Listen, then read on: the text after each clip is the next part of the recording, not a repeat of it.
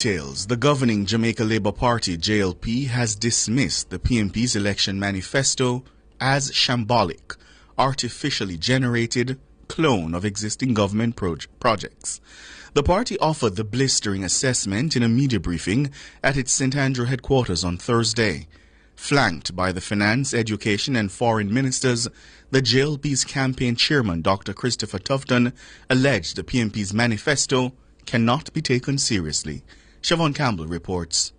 Generated in ChatGPT, Government Senator Dr. Dana Morris-Dixon says the PNP's manifesto looks like a product of the well-known artificial intelligence application. And so I asked ChatGPT, I prompted ChatGPT to write an education plan for Jamaica. Did it in ChatGPT 5. And when the results came, which I have here, sounded just like the manifesto. The education section sounded just like that. And for those of you who know, ChatGPT 5, their data was mostly cut off in October 24. So the training data that's used was from them. And so that's why it looked so much like what we've already articulated and what we are doing. So this sounds like something from AI. Dr. Morris-Dixon says it's clear the PNP, through many of its manifesto promises, is calling on voters to stick with the JLP government.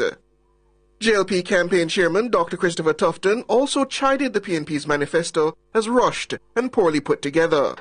He says it represents a desperate opposition. It clearly seemed to have been a very rushed and hurriedly prepared document, just by way of how it was laid out and the errors that were in the document forces us to conclude that not a lot of thought went into it, and clearly the time that should have been spent that one would expect for an organization that is hoping to provide leadership in the country, that was certainly betrayed based on what we saw presented to the country. Dr. Tufton says the document contains multiple spelling errors and other inaccuracies. But it was Finance Minister Favour Williams who poured the most scorn on the PNP's Mission Jamaica Love manifesto. Williams demanded answers from the opposition as to how they intended to fund their proposals. She says the PNP's claim it will use discretionary financing is a fiction. Minister Williams attacked the PNP as ignorant of the budgetary process. I say here we are again on the eve of an election with promises from the PNP that they have not explained how they will fund.